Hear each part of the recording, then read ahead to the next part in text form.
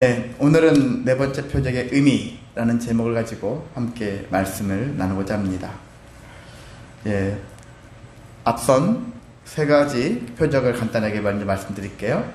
가나 혼인잔치 표적이 첫 번째죠. 첫 번째 표적을 통해서는 성경에도 거의 명확하게 써 있거든요. 요한의 그런 의지가 담겨 있는 것이 뭐냐면, 이 표적은 예수 그리스도의 영광을 의미한다. 그리고 우리에게 믿음과 순종이 필요한 것을 또한 의미하다. 그렇게 얘기를 하고 있습니다. 두 번째 표적은 왕의 신하의 아들이 다시 살아난 표적이죠. 그래서 예수님은 생명을 살리시는 권세가 있다는 것을 알게 하셨고요. 또한 참된 믿음이라는 것은 기적을 바라보는 믿음이 아니라 말씀을 믿는 믿음이라는 얘기죠. 말씀만으로도 이루어질 수 있다는 사실들을 믿고, 정말 하나님 말씀을 믿는 믿음, 주님 말씀을 믿는 믿음이 필요하고요. 또한 구원은 모든 사람에게 열려 있다. 이스라엘 사람들이 착각하는 것이 우리에게만 하나님께서 우리를 택하셨다, 우리만 택하셨다라는 그런 마음들이 있거든요. 그렇지 않습니다.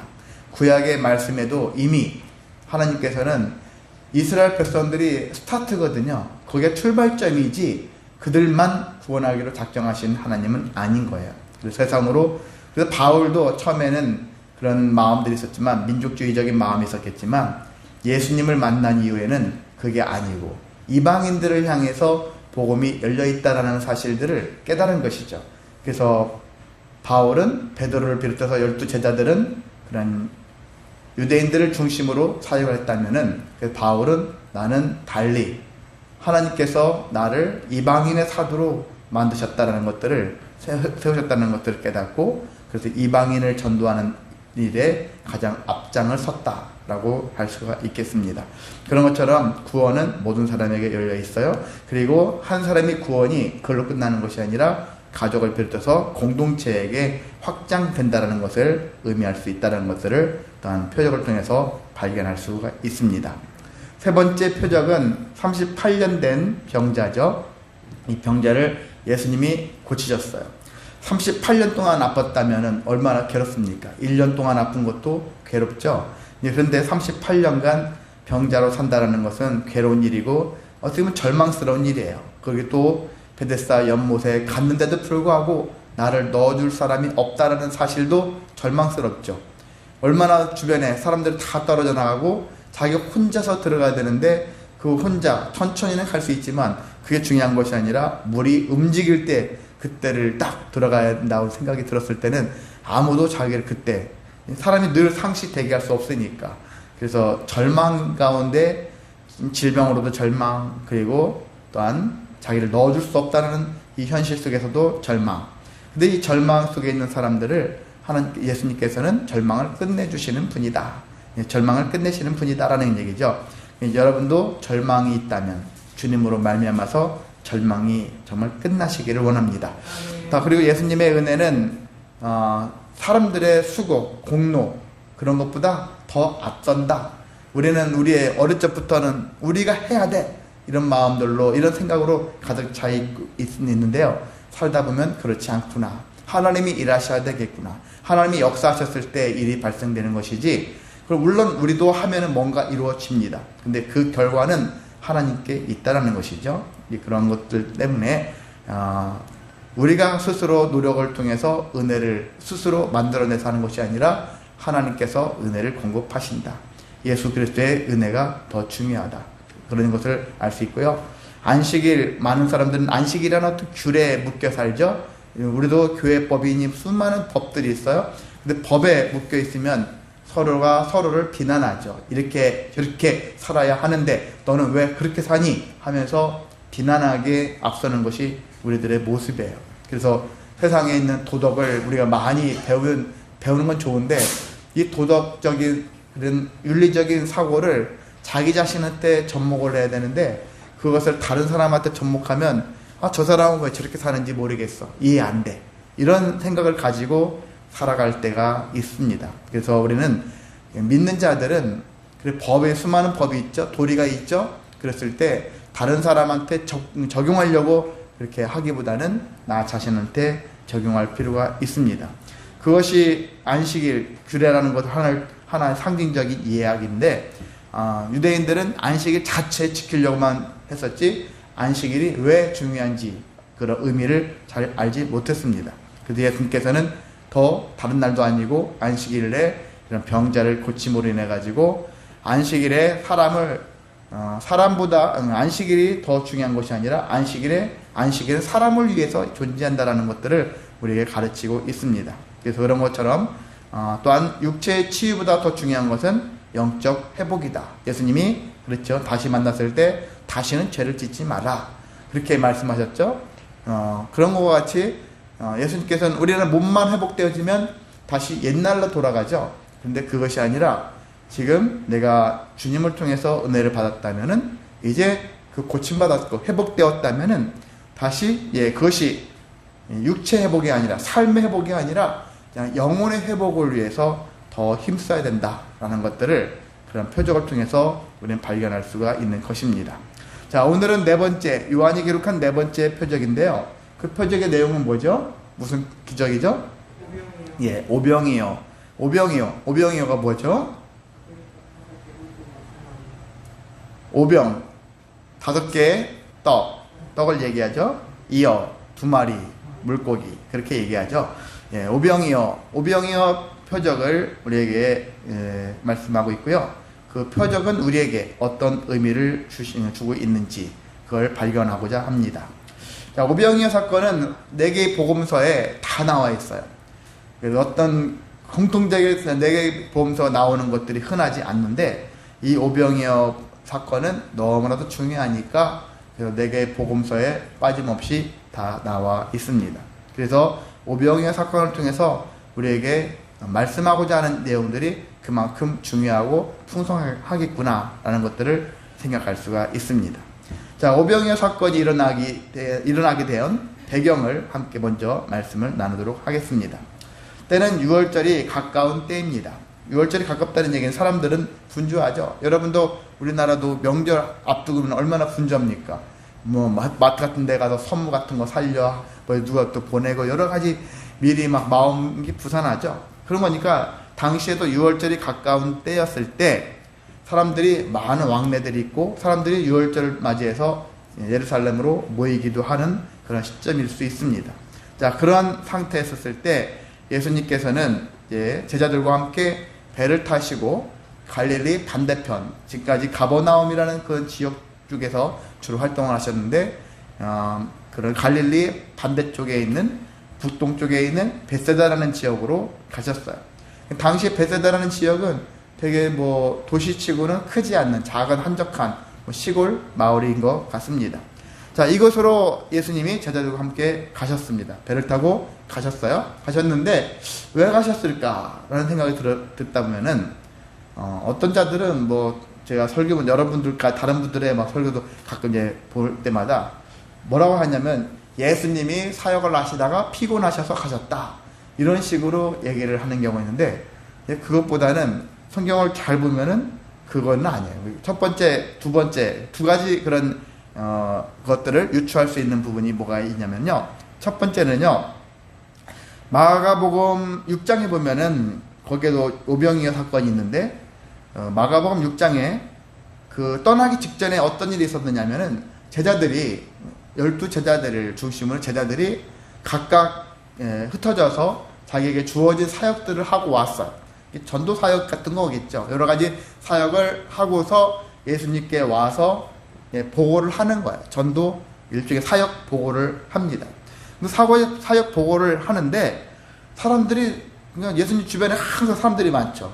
어떻게 하면은 어떤 기적을 바라볼까. 여러 가지 원하는 자들이 많다 보니까 사람들이 너무 많으니까 이들이 식사할 겨를도 없을 정도로 되게 분주하고 바빠요. 제자들도 피곤하죠. 자, 예수님도 물론 힘드시겠지만은 그 밑에서 그걸 수발트는 제자들도 쉽지 않은 거예요. 그래서 사역 보고 한 후에 또한 식사할 겨를도 없이 지쳐있을 이 제자들을 위해서 한적한 곳으로, 그래서 베세다라는 지역은 비교적 한적한 곳이었다. 그렇게 한 곳이죠. 한적한 곳에서 쉬게 하시려고 배를 타고 가셨다라고 예, 마가복음 6장에서는 그런 식으로 말씀하고 있고요. 근데 또 마태복음 14장에 보면은요, 여기도 요병이 얘기가 나와 있는데, 여기서는 어떤 이야기로 흘러가냐면은, 벳세다로 가기 전에 바로 무슨 사건이 있었다는 것을 얘기하냐면, 침례 요한 아시죠? 예수님의 사촌 형이기도 할 수 있는 그런 침례 요한. 침례 요한이 죽임을 당했어요. 왕에게 죽임을 당한 직후. 그러니까 아무래도 인간적으로도 사촌이기도 하고 또 하나는 사역자이기도 하잖아요. 마지막 사사라고도 할 수 있다고 할 수 있는, 선지자라고 할 수 있는 사람인데, 이 사람이 죽었단 말이에요. 그런 죽었을 때 그냥 여러분도 우리도 주변에 어떤 의인 같은 사람이 어떤 큰 별이 하나 죽었다 생각해 보세요. 뭔가 모르게 마음이 그렇게 기쁘지는 않을 수 있어요. 그렇지 않습니까? 우리도 흔히 봐서 교계 큰 어른이 돌아가셨다, 뭐 그런 얘기 하잖아요. 어떤 유명한 그런 분들이. 물론 유명한 분들이 다 신실한 건 아닌 건 맞아요. 유명할 뿐이지. 유명해서 좀 더 아쉽고 뭐 하는 건 있을지 몰라도 어쨌든 그건 그렇고요. 침례 요한은 예수님도 인정을 하신 바 된 사람이에요. 정말 이만한 사람이 없다 할 정도로 침례 요한의 삶, 침례 요한처럼 살라고 예수님 강조는 안 하셨습니다. 근데 침례 요한의 삶은 인정하셨다라는 거예요. 아까 제가 말씀드린 것 같습니다. 그래서 침례 요한은 독특한 삶을 사는 거잖아요. 일반적인 삶을 사는 거 아니에요. 광야에 나가서 석청을 먹어가면서 그냥 회개하라, 천국이 가까이 왔느니라 선포하면서 사람들을 회개시키는 사역을 한 사람이죠. 그래서 그런 사역을 했는데 예수님의 사역에 도움을 준 사람이기도 하죠. 예수님의 길을 열어준 사람이기도 하니까. 그래서 그렇지만은 예수님이 그렇게 살아야 된다 강조는 하지 않으신 거죠. 그것이 인간 삶의 모습은 아닌 거거든요. 독특한 삶은 우리가 필요는 하지만 우리 모든 일반적인 삶이 그러한 일반적인 삶 속에서 하나님을 알아가는 삶이 더 중요하고, 그래서 우리는 누굴 닮느냐? 예수님을 닮으라는 거예요. 예수님을 닮아가라. 예수님이 뭘 원하시는지, 예수님을 닮아가면 하나님의 뜻을 알 수 있고 하나님의 마음을 알아갈 수 있고, 또 하나님을 알아가면은 예수님을 바라볼 수가 있습니다. 그런 것처럼 우리가 이렇게 제자들을 배려해서 가시기도 했고, 또한 침례 요한의 죽음 때문에 한적한 곳으로 예수님이 피하셔서 가서 거기서 조용히 하나님과 교제의 시간을 가지셨을 거라는 것입니다. 자, 그렇게 갔으면 이분들이 거기서 좀 편안하게 좀 몸과 마음을 쉬고 회복할 수 있는 그러한 시간이 있었어야 되는데, 근데 이 무리들은 눈치가 없어요. 왜 눈치가 없습니까? 그들은 다른 사람이 중요한 게 아니라 내가 중요한 사람들이에요. 내가 지금 회복돼야 되겠고, 내가 다시 충만해야 되겠고, 내가 많아져야 되겠고, 내가 모든 것들이 다 얻어져야 되겠고, 이런 마음들이 가득 찬 사람은 상대방이 지금 어떤 상태에 있는지가 중요하지 않습니다. 얻고자 하는 사람들의 마음가짐은 그것들이 있는데, 그래서 많은 무리들이 예수님과 제자들은 배를 타고 가셨지만 우리는 배가 지금 없어. 어떻게 해요? 그 수많은 사람들이 그러면 우리는 돌아가자. 그래서 돌아가는 거야. 수십 킬로 되는 거리를 막 열심히 갔겠죠. 내가 먼저 가야지. 막 그렇게 서로가 경쟁하듯이 갔을 수도 있을지도 모르겠습니다. 그래서 많은 무리들이 그래서 오히려 얼마나 빨리 갔느냐? 예수님 제자들보다 먼저 도착해 있는 거예요. 얼마나 빨리 갔는지. 수백 킬로는 아니니까. 그래도 몇 시간을 그렇게 갔어야 될 그런 거리라고 생각이 드는데요. 그들이 갔어요. 이들이 간 이유를 성경은 뭐라고 하냐면은 그들이 이전에 예수님이 병자들에게 행하신 일들을 그 표적을 보았기 때문이다. 그들은 사실 병자를 고치시는 기적을 본 것이죠. 표적이라는 것을 본 건 아니에요. 그 표적보다는 기적을 본 거죠. 근데 성경은 이제 표적이라고 표현을 한 건데, 그래서 우리는 이렇게 돌려서 보는 것이죠. 우리는 표적으로 보는 것이죠. 믿음을 가진 자들은 표적으로 보는 거예요. 기적을 표적으로 보면서 예수님을 볼 줄 아는 믿음을 가져야 되는 것이죠. 그래서 우리는 이제 요한은 우리에게 기적을 표적으로 보기를 소망하는 마음을 가지고서 기적이라 하지 않고 표적이라고 그렇게 표현을 하고 있는 것입니다. 자, 그런 것처럼 큰 무리들은 믿음, 말씀보다는 이런 기적을, 나에게도 이런 기적이 일어났으면 하는 그런 마음으로 열심히 갔던 사람들이 태반이라는 얘기죠. 자, 좀 쉬고 싶어서 배려해서 자제들을 쉬게 하고 싶은 마음이 계셨을 때 그 수많은 무리들이 왔잖아요. 그러면 예수님께서는 아유 저것들이 하면서 물리칠 수도 있을지도 모르겠어요. 그런데 예수님께서는 그럼에도 그렇게 하지 않으셨다는 얘기죠. 그렇게 하지 않으시고 그들을 바라보셨을 때 어떤 마음으로 바라보셨을까요? 지금 제가 이제 얘기하는 것은 요한복음 6장에만 있는 것이 아니라 사복음서 모든 것에 있는 것을 다 짬뽕해서 종합해서 이 말씀을 드리는 거예요. 예수님께서는 어떻게 보시냐면은 마가복음 6장에 보면은 목자 없는 양과 같이 보셨다. 양은 양인데 목자가 없다. 여러분들 자녀들 중에서 있잖아요. 부모가 없는 자녀들 있잖아요. 그랬을 때 다른 어른들이 봤을 때 그냥 혀를 차잖아요. 안 됐다. 그러잖아요. 부모가 없는 자녀. 부모가 일찍 사별을 했든 이혼을 했든 뭐가 됐든 간에 이렇게 떨어져서 나가게 되었을 때 그 자녀들만 덩그러니 남아 있었을 때 그 자녀들의 모습을 봤을 때 얼마나 어른의 입장에 봤을 때 안타깝습니까? 그런 것처럼 이 무리들을 보면은 목자가 없는 양같이 보인다는 얘기죠. 그래서 그러다 보니까 불쌍한 마음이 드는 거예요. 좀 나 좀 쉬게 좀 놔둬. 그렇게 하기보다는 그들을 다시 받아들이는 거예요. 나의 쉼과 여유를 갖는 그런 것이 중요한 것이 아니라 배척하기보다는 오히려 그들을 불쌍히 여기는 마음, 그들을 수용하는 마음을 예수님께서 보여주시고요. 그래서 빈들 하잖아요. 그냥 잔디가 깔려있는 빈들이지만 광야 지대라고 할 수 있는 것이죠. 빈들의 마른 풀같이 이따 찬송도 할 거겠지만은 그 빈들에서 예수님이 또한 역사를 일으켜 세워주시려고 하고 계십니다. 그래서 병자들을 또 거기서도 고쳐주십니다. 그리고 그뿐만 아니라 말씀까지 전하시는 것이죠. 천국 복음을 전하십니다. 영의 양식을 먹이시는 것. 육적인 양식도 채워주시지만 영적 양식도 예수님께서는 그것까지 같이 계속 어떻게 보면 영적 양식이 더 중요하시죠. 이것을 늘 변함없이 채워주십니다. 자, 그러는 가운데 날이 저물어 갔어요. 날이 저물어 갈 때 찬양도 있죠. 날이 저물면서 이제 표적이 기적이 일어날 수 있는 사건들로 시간대가 이루어지고 있는 것입니다. 자, 근데 성경에 보면은요, 요한복음은 예수님이 날이 저물어 갈 때 먹거리가 이제 이 수많은 사람들을 먹여야 되는데 흔히 거기는 발달한 도시도 아니고 사람들이 많이 사는 도시도 아니고 그리고 어떻게 장사하는 그런 것도 없을 것이고 그 사람들이 막 예수님을 통해서 뭔가 기적이나 아니면 어떤 말씀이나 뭔가를 사모해서 오는 사람들인데 준비되지 않은 상태로 오는 거예요. 그런 사람들이 많다 보니까 먹거리가 없는데 이걸 어떻게 해야 될 것인가. 근데 그런 환경 속에서도 예수님께서는 제자들을 시험하십니다.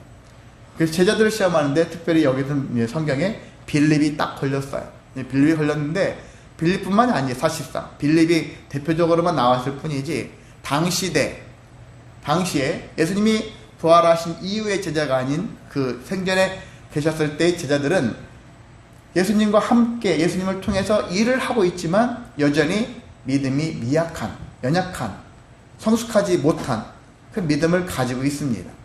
여전히 세상에서 생각해서 살아왔던 방식으로 예수님을 대하고 있는 그런 마음들이 있다라는 거예요. 그래서 현실에 어려움이 생기면 어려움 때문에 덜컥 겁이 나고 두렵고 절망하는 마음들이 아직도 제자들에게는 있는 거예요.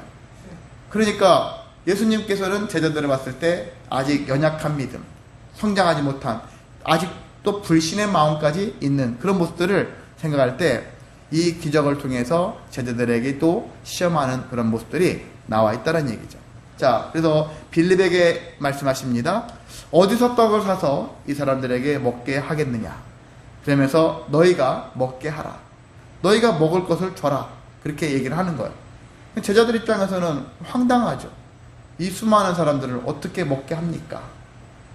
이 사람들을 먹게 하려면 조금씩만 나눠준다 할지라도 정말 빵 하나씩만 나눠준다 할지라도 200데나리온인데 1데나리온은 노동자가 하루 품삯이거든요.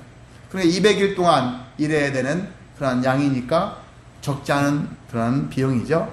이제 그렇게 계산을 해보니까 빌립은 계산하면 계산할수록 절망적인 생각이 드는 거예요. 절망적인 그런 계산이 생겨진 그런 상태여 있다는 얘기죠. 자, 그런 가운데 또 이 베세다 출신 빌립도 그렇고요. 베드로도 그렇고 베드로와 안드레가 형제인데 베세다 이곳 출신이라는 거예요. 이 안드레는 다른 차원으로 한 아이에게서 오병이어 보리떡 5개와 물고기 2마리가 있다라는 것을 알고서는 예수님께 얘기를 합니다. 한 아이에게서 이 보리떡 5개와 물고기 2마리가 있습니다. 그렇게 얘기를 하는데 이 오병이어는 보리떡 5개와 물고기 2마리의 상태는 가난한 서민들이 먹는 음식이었다. 그렇게 학자들이 얘기를 합니다. 아무튼 풍성한 건 아니에요. 풍족한 건 아니에요. 물고기도 아마도 그렇게 소금에 절여져 있는 아주 짠 그러한 음식이었을 것이다. 물고기였을 것이다. 그렇게 얘기를 합니다. 자, 그런데 안드레도 빌립은 계산만 하고 있고 안 되겠는데 힘들겠는데 이런 판단했을 때 그래도 안드레는 오병이라도 갖고 왔어요. 오병이어가 있다는 얘기를 보고는 했습니다. 그렇지만 안드레 역시도 아직 믿음이 연약해요. 그래서 이 많은 사람들에게 이것이 얼마나 되겠습니까? 한 사람 목밖에 안 되는데 이 많은 사람들 어떻게 먹겠습니까? 하면서 여전히 안드레 역시 연약한 믿음을 드러내고 있다는 것이죠. 네, 그렇습니다. 저는 이 마음이 인정은 됩니다. 뭐가 되냐면은 우리가 전도사가 되어지고요. 목회자 입장에서 목사가 되어지면 여러분은 목사님이니까 전도사님 목사님이니까 성경을 완벽하게 이해했을 것이고 그다음 신앙적인 것도 믿음적인 것도 성도보다 훨씬 뛰어날 것이다. 그렇게 생각하시는 경우가 있을 건데 제가 그 과정을 지나가 보니까 그렇지 않다는 거예요. 전도사 목사가 됐다 해서 여러분보다 뛰어나다? 그렇지는 않다. 물론 여러분보다는 더 그런 현장 속에서 또 계속 말씀을 준비하다 보니까 성장 속도는 빠를 수는 있어요. 그렇지만 처음부터 믿음이 충만하고 믿음으로 말미암아서 예수님이 충분히 하나님이 인정할 만한 그 믿음을 가진 자는 아니라는 거예요. 연약하다는 얘기예요. 처음에는 연약하다. 그런데 점점점 우리가 사역을 하면서 그 누구보다 더 하나님 말씀을 가까이 하면서 그런 것들을 체험을 많이 하게 되어지죠. 그러면서 믿음의 성장, 믿음의 성숙, 그리고 열매를 맺어가는 일들이 더 이후에 풍성해진다는 것을 체험을 합니다. 그래서 저는 이 제자들, 지금 예수님 만난 지 얼마나 됐습니까? 많이 된 게 아니잖아요. 많아요. 지금 현재 1, 2년밖에 되지 않는 그런 상태인데 그런 상태에서 그들이 얼마나 많이 변하게 되어졌겠습니까? 확실히 변화되어지는 것은 나중에 예수님이 부활하신 이후에 부활의 예수님을 만난 이후에 제자들이 이제 의심하지 않고 예수님을 확실히 인정했다는 거예요.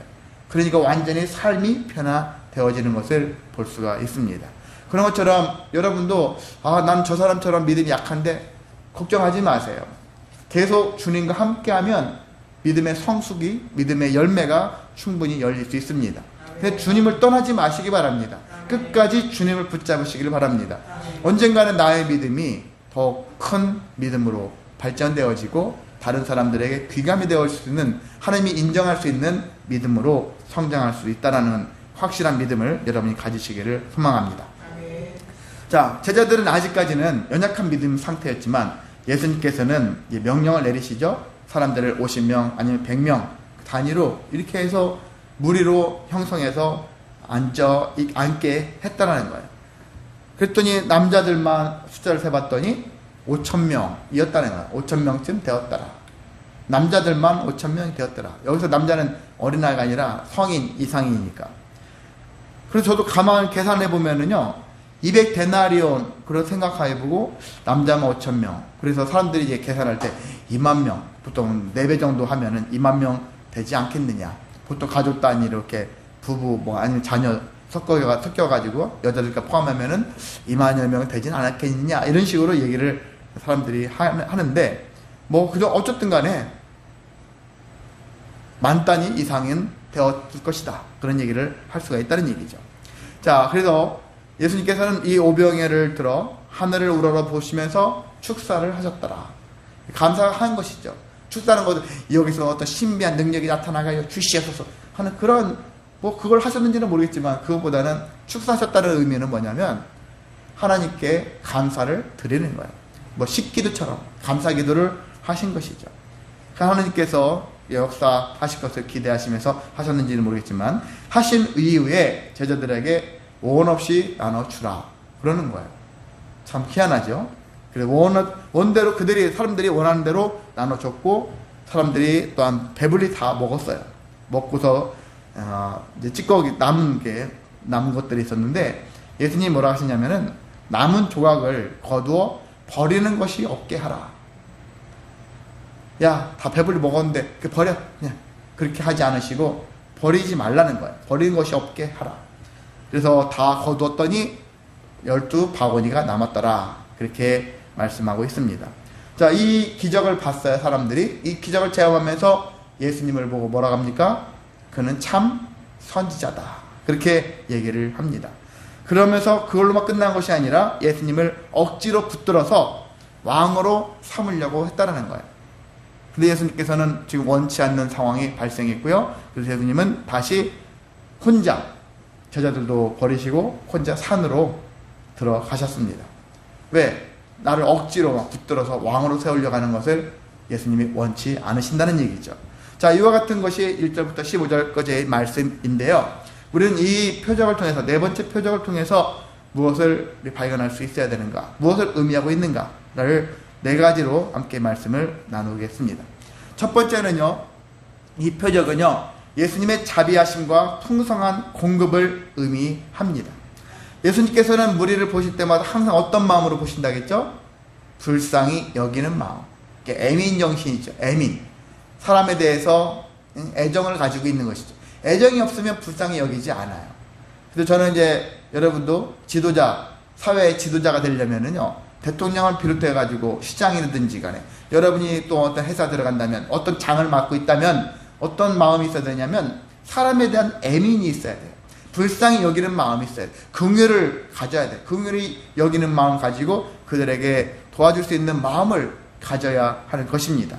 이건 사람마다 정도가 차이 있다 할지라도 모든 자들은 이와 같은 마음을 가지고서 내가 불쌍히 여기고 긍휼히 여기고, 이걸 통틀어서 자비하는 자비심의 헤세드의 마음을 가져야 한다는 것입니다.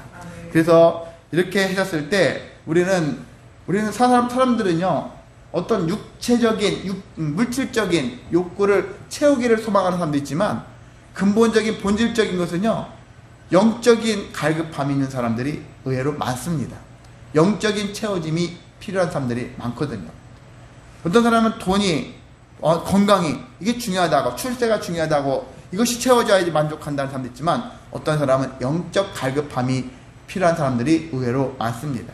그래서 예수님께서는 육적인 필요만이 아니라 영적인 필요까지 풍성히 공급하시는 분이다 라는 것들을 알 수 있고요. 그래서 예수님은 우리에게 이렇게 풍성히 은혜를 채워주시는 분이다 라는 것들을 이 표적을 통해서 발견할 수 있어야 됩니다. 자, 두 번째는 예수님께서는 항상 있을 때마다 또한 제자 훈련의 장으로 삼았다라는 것입니다.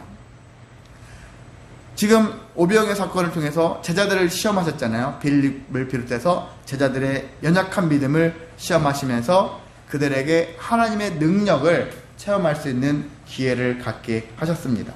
또한 여기서 알 수 있는 것은 작은 능력, 우리는 이것 가지고 뭘 할 수 있을까라고 생각할 수 있죠. 이거 가지고 뭘 해? 그런데 작은 능력이라도 주님께 믿음으로 드려드리면은 주님께서 크신 역사를 이루어 주실 수 있다라는 것들을 우리 삶의 현장 속에서 체험할 수가 있는 것입니다. 저와 여러분도 마찬가지예요. 여기 오병이어만 있는 것이 아니라 우리도 이거 가지고 뭘 하지? 저는 20대 때, 10대, 20대 때 그런 사람 중에 한 사람이었어요. 제가 많이 자주 절망에 빠졌던 이유는, 그때 절망에 빠진 삶을 살았었는데 내가 갖고 있는 것이 너무 적은 거예요. 능력도 적은 것 같고 가지고 있는 것도 적은 것 같고 이것으로 무엇을 할 수 있지? 늘 그런 마음속에서 좌절에 빠져 있는 삶이 솔직히 많았어요. 그러다 보니까 믿음의 성장을 이룰 수 있는 기회가 없고 이것으로 할 수 있는 게 없으니까 아무것도 안 해, 못해, 이런 마음이 솔직히 가득했었습니다. 그런데 목회자가 되어지고 신앙의 길로 가다 보니까 그렇지 않구나. 작은 것 그것조차도 소홀히 하면 안 되겠구나. 작은 것을 통해서도 하나님께서 크게 역사하신다. 그런 것을 생각할 수 있는 믿음을 갖게 되어졌다는 얘기죠.